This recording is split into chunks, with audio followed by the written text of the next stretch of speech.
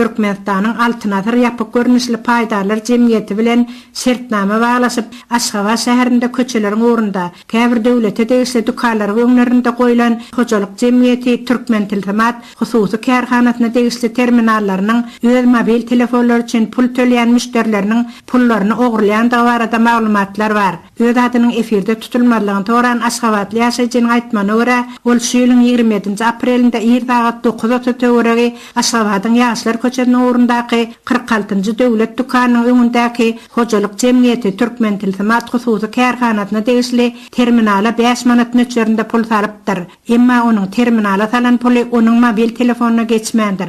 Şol bir wagtda hem terminala pul salanda baradaky tölek çegini hem tölek terminaly müştere bermändir. Müşteri özüniň derurisi bolandan soňra terminalyň ýanynda durmagy wagt tapman ol ýerden gidipdir. Gün orta bolýança mobil telefonuna pulun geçmegine garaşypdyr. Emma hiç bir pul geçmenden soňra ol Türkmen Tiltimatyň Maktamul şaýolunyň 96-njy salgysynda ýerleşýän edara jaýyna baryp ýagdaýy düşündirmek isläpdir. Türkmen Tiltimatyň edara jaýynda oturan hünärmenler kompýuter açyp 9:30-da terminalyň müşteriden pulu kabul edip alandygyny tasdiklapdyrlar.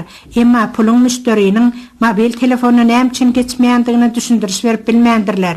Müşteri terminalyň çek bermeýändiginiň sebäplerini soranda ona çegiň blankasyny biz daşar döwletlerden getirýäris. Häzirlikçe bize şol blankalar gelmeýär diýip düşündiriş beripdirler. Müşteri Türkmen Tiltimatyň edara jaýynyň kanagatlanarly jogap alyp bilmänden soňra Altynazaryň merkezi ofisine baryp bu meseleni çözmek isläpdir. Emma ol ýerde hem hasapçylar ona belli jogap bermän, Türkmen Tiltimat hususy kärhanasynda edilýän işlere jogap berip bilmeýändiklerini aýdypdyrlar. Müşteri özüniň gözül hem Aşgabatyň ýaşar köçeniň uğrunda ýerleşýän 46-njy döwlet dukanynyň öňünde duran Türkmen Tiltimatyň terminalyna 3 manat pul salanda şeýle ýagdaýyň bolandygyny, onda ol özüniň bu ýagdaýy anyklamak üçin ýüz tutmandygyny, emma ýene-de puluny ogurlamak, çek bermelik ýaly kanunçylyklaryň gaýtalananlygy sebäpli ada aglanan edaralara ýüz tutsa-da olardan hiç bir kanun çözgüt bolmandygyny aýdýar.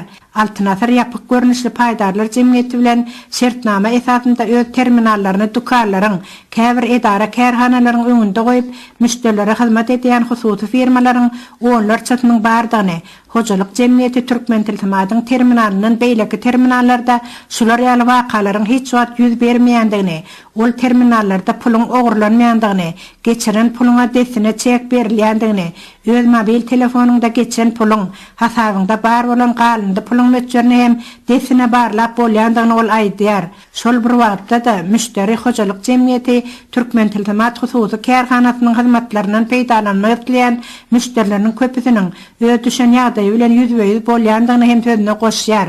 Bu terminallaryň her günde müşterilerden näçe pulu ogurlap alýandygynyň hasany bolsa, Türkmen Tiltimat hojalyk cemiyeti kärhanasynyň ýolbaşçysyndan özge işgärleriň jogap berip bilmeýändiklerini, ýolbaşçyny bolsa iş ýerinde asla tapyp bolmaýandygyny, munyň sebäbini bolsa ilat köpçiligine düşnüksiz bolup galýandygyny ol aýdýar.